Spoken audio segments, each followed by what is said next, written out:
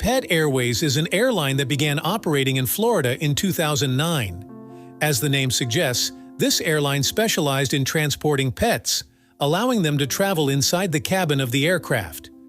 We know that in other airlines, pets are typically transported in the cargo hold.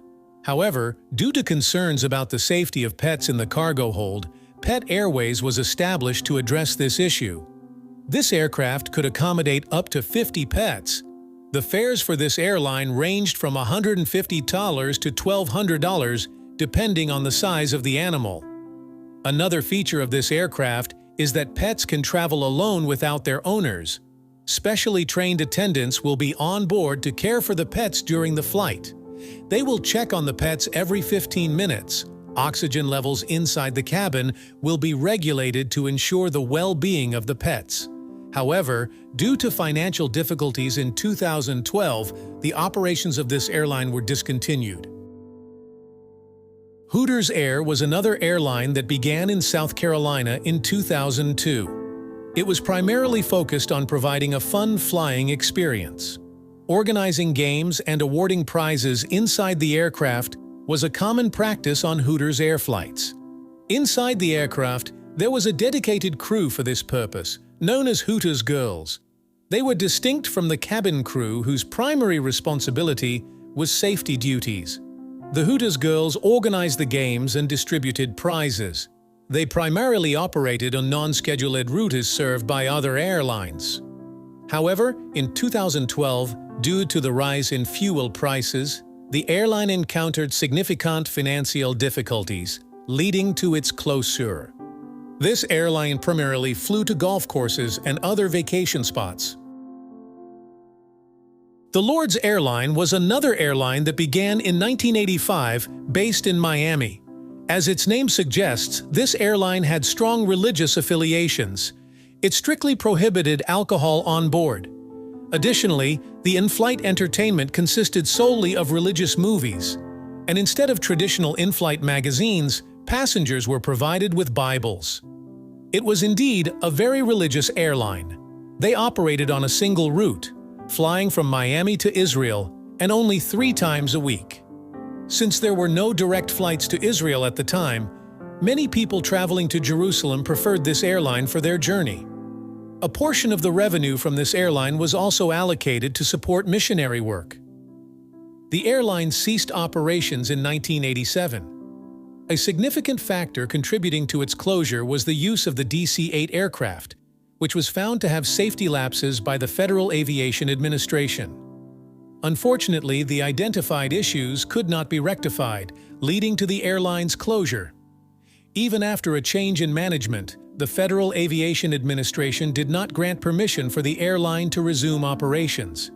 As a result, the airline remained closed after its closure in 1987. In 1990, smoking was banned on domestic flights in the U.S. Following this, Smokers Airline was established in 1993 with its base in Florida. The owners intended to operate it as a private club. Membership could be obtained for approximately $25, but individuals had to be at least 21 years old to join. On board the aircraft, there would be complimentary snacks as well as free cigarettes. However, even after a year, they were unable to secure the necessary capital to purchase an aircraft for the airline. Consequently, the Federal Aviation Administration denied permission for the airline to operate. Following this setback, a German businessman proposed a similar idea with a new airline named Smint Air. Like its predecessor, Smint Air aimed to permit smoking on board its aircraft. The proposed route for Smint Air was from Tokyo to Dusseldorf, and plans were made to launch the airline. The businessman intended to involve some of his business partners in the venture. However, this plan also faced challenges as permission for the airline was not granted.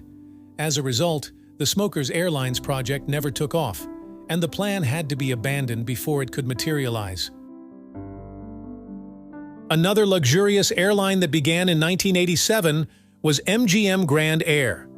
As the name suggests, it offered exclusively first-class seating.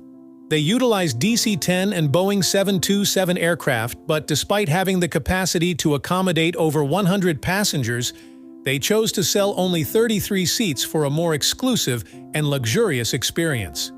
In terms of uniqueness, the aircraft featured a cabin comparable to modern first-class cabins. It included a standing bar and private compartments, distinguishing it from other airlines. Another notable feature was the absence of queues at the check-in area. Passengers were provided with lounge access at the airport, even during that time.